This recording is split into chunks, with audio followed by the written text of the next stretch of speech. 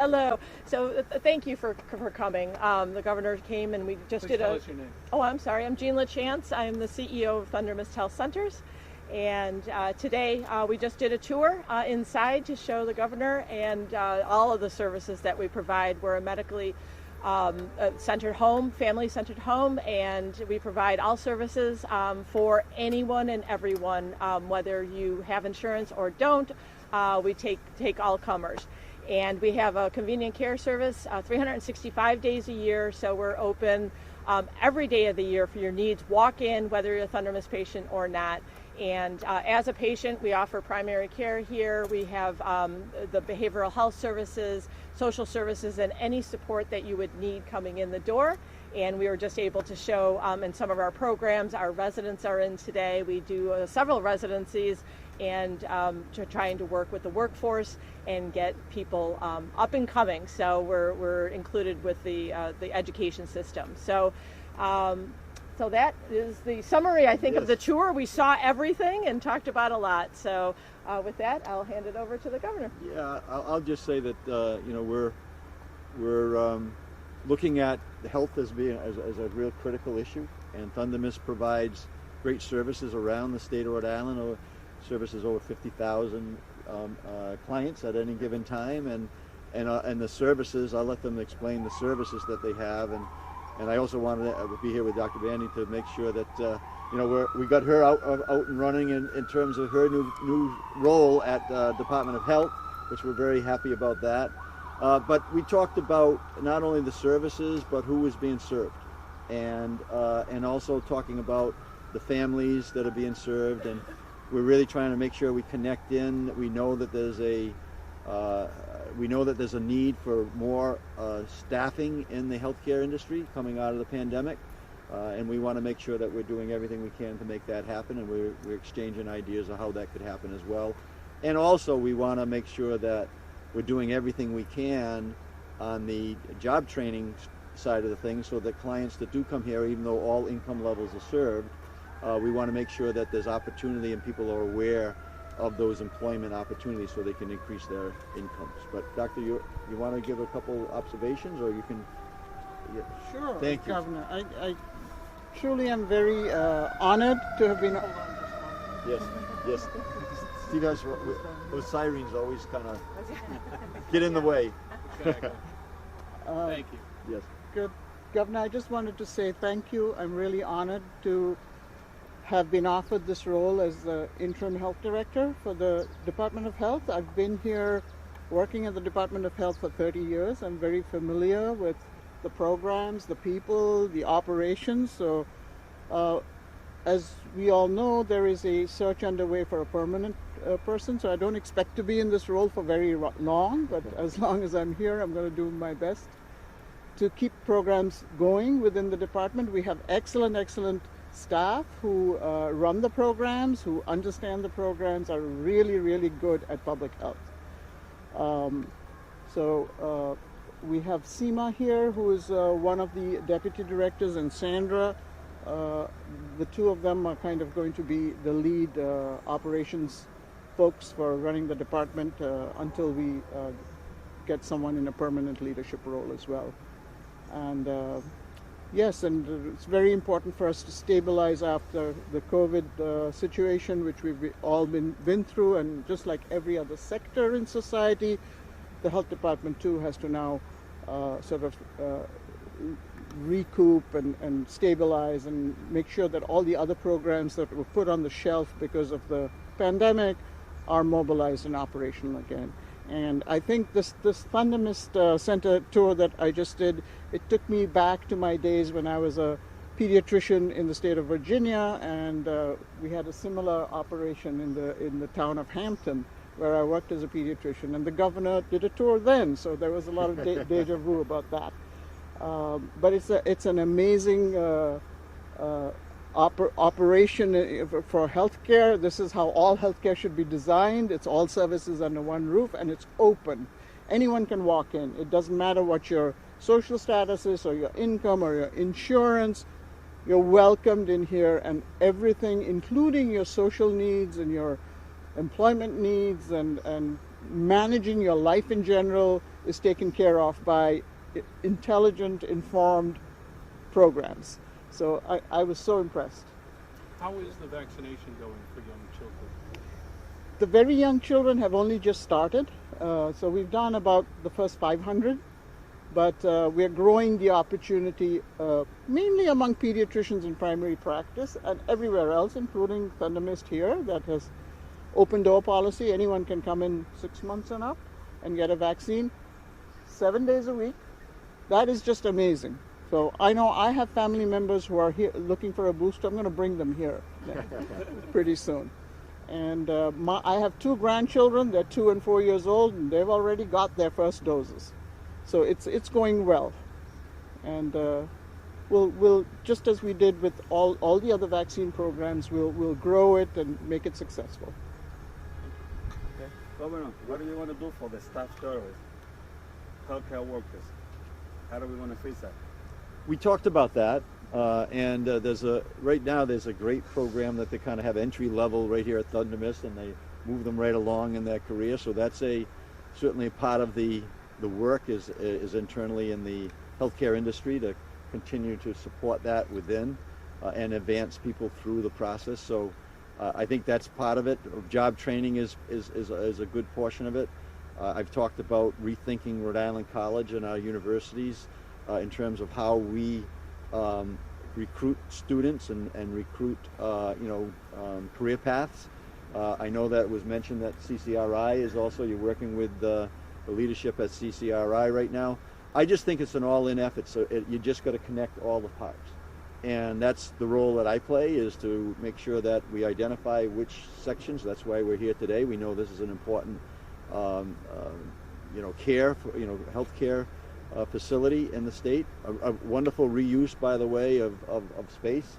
We saw in there, how they kept the nature of the original intent here, which was an industrial use. But yeah, it's a great question. It's a short-term and long-term strategy. We're supporting some of the through the Department of Health. It was mentioned that we do have programs that we do a federal match to help people with their tuitions, with their costs. I mean, you can get a little more detail from the staff, but I think it's an all-in effort to make sure that we're not only identifying healthcare industry in terms of need, but we have some other pockets that we have needs too, which is in the teachers, and that's part of what I think we'll be doing when we start rethinking what Rhode Island College can be in terms of using our higher ed, CCRI, and all the private colleges as well to help grow a career path that can help people, not only help them with their health, but also help the families with a great opportunity in terms of income. What would you say to Rhode Island parents who are concerned or worried about having their young child get vaccinated? I'll let the doctor handle that one. I think any parent with concerns about their children's vaccinations or healthcare issues should talk to their pediatrician. Pediatricians are well trained, well versed in the language of communicating risk to parents, and that's where the conversation needs to happen. And how did your grandchildren do? They did great. No problems at all. I can't wait for their second round of shots because they've been in and out of daycare, in quarantine, in isolation, in this, that. So it's such a strain for the parents with young children to get to work every day. You just talk about, I know, I personally know people that have kids in daycare and then the kids come home and they give it to the whole family. So why is this step in fighting the pandemic so important? Well, we know that little children, especially the preschool age children, are vectors of many respiratory viral infections. They're the ones who spread colds in a family, influenza during influenza season. So if one can corral that whole group, they don't control their respiratory secretions very well. So if you can corral them and get them vaccinated and lower the burden of any kind of respiratory virus in that population, you're going to save the grandparents, the parents, extended family from catching the disease as well. So that's really one of the reasons. And the other great reason is, though many of these viruses are pretty harmless in general, including COVID in children, there is that small proportion of kids who are have underlying conditions or just the oddball episode when they get a serious complication. And if you can prevent it, why not prevent it? Thank you, Doctor. How have the 5 and under vaccinations been going here at Thundermist? I'm Claire. I'm the Director of Nursing here. We're off. Claire Haynes, Director of Nursing. We're off to a bit of a slow start. We just received the vaccine last week, but we are vaccinating patients at this time at all 3 of our sites in Woonsocket here and our Wakefield site. We have it available. We have the Pfizer currently and expect to receive the Moderna vaccine tomorrow. So I encourage everybody to come on out, whether you're a Thundermist patient or not. We're here and we're able to vaccinate anybody ages 6 months and up. And you said there's been about 500 kids. Yeah, that's statewide. Oh, statewide. Okay. Do you have numbers here? So we have we just again started last week, so we're probably around a dozen or more starting last week into this week. But as far as that 5-year-old to 18-year-old group, we fully vaccinate over 650 patients in that age group. So we expect to see an uptick very quickly here at Thundermist. Thank you. Dr. Bandy, the state of Rhode Island, the Department of Corrections is involved in several federal lawsuits which have credibly shown deplorable health conditions in our prisons. On top of that, can we keep this related to this? And I believe that the head of the Department of Health should be qualified and to be able to answer questions. We're here with Thundermist to talk about vaccinations. I know you want to. I know you want to control the dialogue. I understand that. We'll talk to you after. No, you won't. But that's Dr. fine. When will the state actually start to engage with our prisons We'll and talk actually about provide this health at another oversight? time. We're here at Thundermist to talk about vaccinations. So if there's any other vaccination-related questions, we'll take them now. They want to take the question after we finish the press conference. Any other vaccination Yeah, questions? we need Governor, that question answered. Anything you want to say about why you think parents should send their kids? Just any overarching message to Rhode Islanders, specifically the governor? Just anything you want to say, directly to parents, families? I'll just repeat what Dr. Bandy said. Look, Yeah. we're in the endemic stage, and thank you so much for stepping up as Dr. McDonald was leaving, and he did such a fabulous job of moving us forward at a point in time of transition, and the doctor is doing the same thing today. So, thank you. I think that's one of the messages, right? The Department of Health is in good hands, and there's good people at the Department of Health to give great advice to our families. So, we want to make sure that we're continuing the progress that we've made. We are number 1 in the country in vaccinations. There's a reason for it. This is the reason for it. And we want to keep that because we don't know what's around the corner. And we want to make sure that our students and our teachers are in the classroom come September in a way that's really healthy. And we know that the preventative strategies and I'll use the line with Dr. McDonald, look, this COVID is preventable, it is treatable. And we want to make sure that we deliver that message to the families in the state of Rhode Island. In the summertime, good time frame, summer vacation for kids to try to get this done.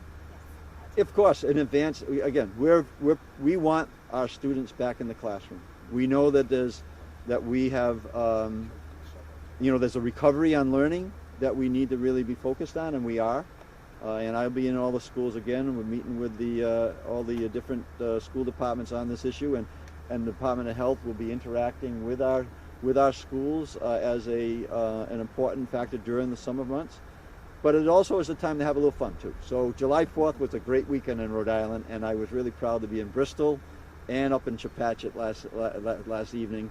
And people are celebrating the fact that we are safe in a way that we weren't last year. But we want to make sure we continue that, make sure that everybody continues to stay healthy. Last question for me. Is Dr. Bandy a candidate for permanent slot? I know you said you might not be here for a while, but is she a possible candidate? Well, we're going to take one step at a time. We love the idea that Dr. Bandy has stepped up. We'll have that conversation.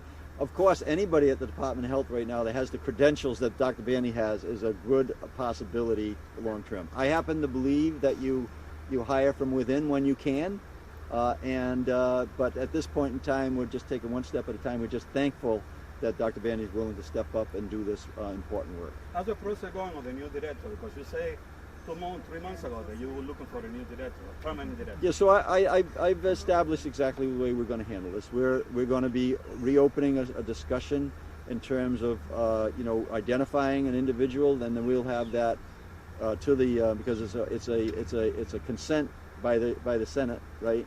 That they confirm, right? So we'll have something in their hands in the early part of January.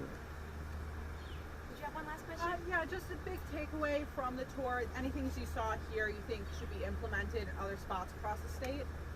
Well, I love the inclusiveness, right? The fact that everybody is welcome to come here. For Rhode Island to be as strong as we want it, they have to be healthy.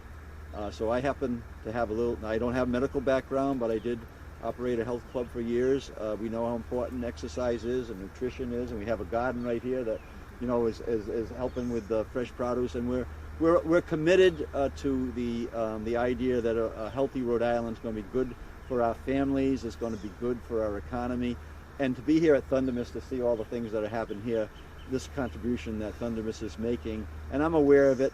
One of our businesses was in Woonsocket. We got to know of the Woonsocket Thundermist really strong, and the services that it provides to the family. So I think the main takeaway is to the families out there, there are resources to help people get on a healthy path, and they should take advantage of them, and Thundermist is one of them. Thank you.